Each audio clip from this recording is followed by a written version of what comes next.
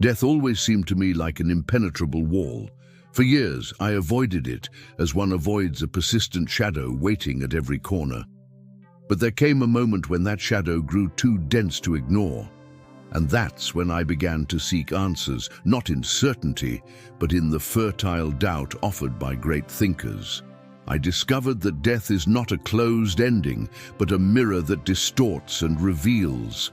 A mirror that forces us to see ourselves from another place, from a fragility that is not weakness, but profound truth. The first to teach me to look at death without fear was Epicurus. His argument, as simple as it is revolutionary, still echoes within me. While we exist, death is not. And when death comes, we no longer exist. In that paradox, which neutralizes the fear of cessation, there is a liberating act. Epicurus did not deny death, he stripped it of its power. I came to understand that to fear death is, in part, to fear life itself, because we live projecting an ending that doesn't yet belong to us. But it was Montaigne who taught me to live alongside death, not just to deny its tyranny. To philosophize is to learn to die, he wrote, and in his essay, Full of Humanity, I found an invitation to serene courage. For him, death was a part of daily life's fabric, not an extraordinary event. His attitude wasn't one of resignation, but of active preparation, to live in such a way that when the moment comes, there's no fear in saying goodbye. Montaigne taught me to rehearse my own death, as one might tune an instrument for a melody yet unknown. Later I encountered Schopenhauer, whose dark vision shook me. He wasn't trying to console, his gaze pierced illusion. Life, he said, is suffering, and death, a release. It was hard to accept such harshness, but I realized that within his pessimism lay a useful clarity. It forces us to look beyond desire, to shed the ego's masks that cry out for immortality. His philosophy offers no easy comfort, but it does offer a call to depth. Reading him led me to question the logic that tries to justify everything, even dying. And here, dear reader, is where I want to pause. Because this journey of ideas, emotions, and awakenings makes no sense if it stays in the private sphere. Sharing what transforms is not vanity. It is an act of generosity and resistance against forgetting. If these words have stirred something within you, if they resonate with your own search, I invite you to show your support, to subscribe to this free thinking project. Not so you agree with me, but so that we can keep thinking together. Heidegger, in turn, brought me to the edge of the abyss with his concept of being toward death. It is not about resignation, but about embracing the fact that we are mortal, and that only through that awareness can we live authentically. Dying is not an accident at the end of the road. It is the very structure of the road. This idea shook me deeply. It made me see that all evasion, all distraction, is a form of fleeing from that central truth. We live on the threshold, and that threshold is what gives value to each moment. Then came Simone Weil, with her luminous silence. She didn't speak of death with grand systems or theories, but with a surrender that overflowed the limits of language. Her mystical vision wasn't evasive, it was radically concrete. Full attention, shared suffering, presence as an act of love. Simone showed me that dying can also be a form of offering, a ceasing to resist the gravity of the world and surrendering without violence to the grace of the inevitable. In a very different direction, Albert Camus confronted me with the absurd.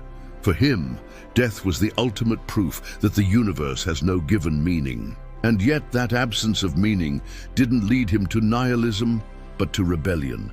Life is valuable precisely because it is fragile, because there are no guarantees. Camus taught me that even knowing we will die, we can still choose dignity, joy, and creation. In his smiling Sisyphus, I found the most human image of courage, not denying the stone, but embracing it.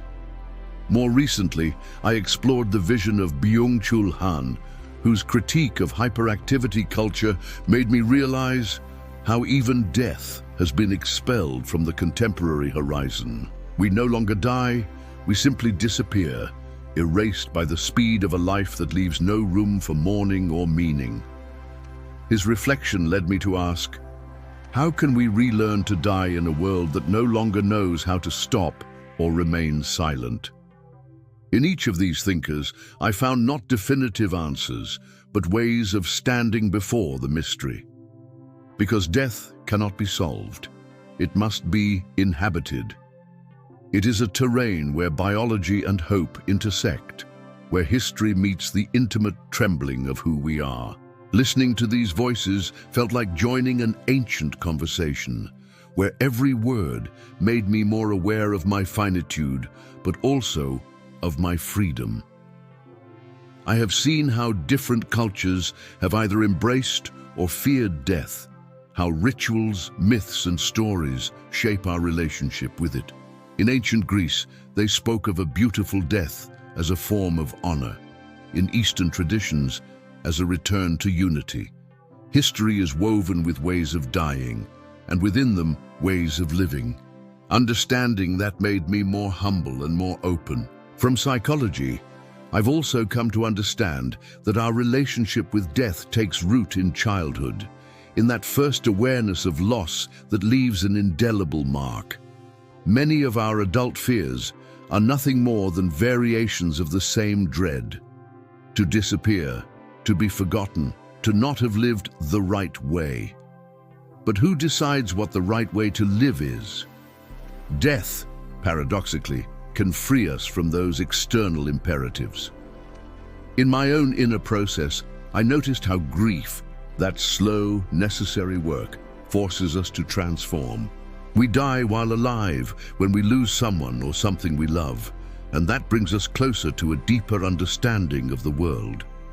We are no longer the same after a loss, and yet we keep breathing.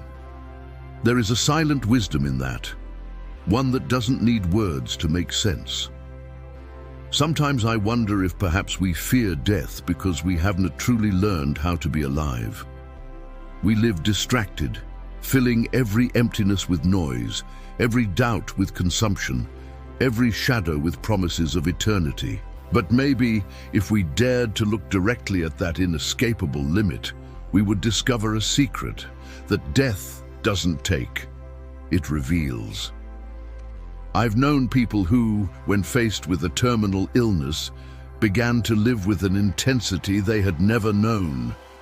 They said what they had kept silent. They loved without reservation. They made peace, as if death, by announcing itself, gave them back what ordinary life had taken, a sense of urgency, of gratitude, of presence. And I wonder, why wait for that threshold? I don't believe there's a single way to understand death, just as there isn't one way to look at the sky. Every gaze is a world. What matters is not to shut down, not to rush to accept the first explanation offered, not to let ourselves be tamed by comforting narratives. Thinking about death is also thinking about love, about time, about the self. It's about looking at the invisible with eyes wide open. And in that looking, beauty sometimes appears. Yes, even there. In the fragility that makes us equal, in the mystery we'll never reduce to formulas. There is poetry in the fact that we are temporary, like the seasons, like songs, and that doesn't make us less valuable. Perhaps it makes us infinitely more so. I've learned that there's no single path to wisdom in the face of death. Some find comfort in faith, others in art, others in silent reflection. I've found fragments of meaning in the words of those who dared to think the unthinkable. They didn't take away my fear, but they gave me something more precious, a wider, freer perspective. I keep walking with death at my side like a faithful shadow. I no longer wish to flee from it, nor pretend it doesn't exist. Sometimes I forget about it, of course, because life sweeps us up in its urgencies. But other times, I remember, and then everything becomes clearer. Faces, gestures, unspoken words. Death reminds me that every instant is unique, and that is enough. And with that awareness, I breathe differently, not with anxiety, but with a quiet gratitude, not because I know what's coming, but because I've learned not to know, not to control, not to possess. Because in the end, maybe it's not about defeating death, but about learning to dance with it, like an old friend who has always been there, waiting for us to dare to look at her without fear.